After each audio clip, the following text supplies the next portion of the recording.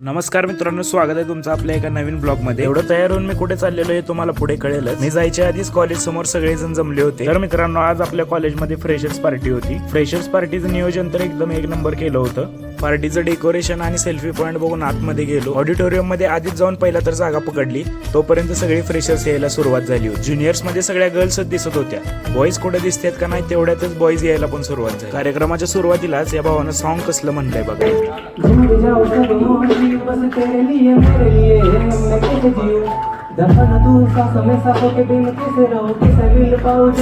त्याचं सॉन्ग झाल्यानंतर काजलचा पण एक पॉवरफुल परफॉर्मन्स झाला।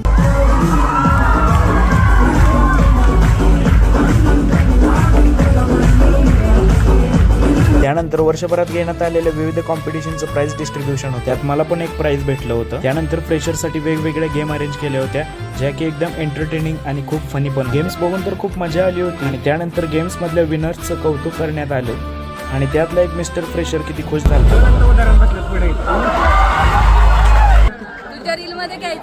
अशा आगळ्या वेगळ्या विनंतीचा मान राखून आम्ही रिफ्रेशमेंटसाठी कॅन्टीन मध्ये गेलो। लाईनीत उभारून वेळ न घालवता आम्ही डायरेक्ट किचन मध्ये गेलो आणि किचन मध्ये आपला नाश्ता घेतला। अशी झाली आमच्या डिपार्टमेंटची फ्रेशर्स पार्टी। तर तुम्हाला व्लॉग कसा वाटला हे कमेंट मध्ये नक्की सांगा आणि व्लॉग आवडल्यास फॉलो आणि लाईक करायला विसरू नका।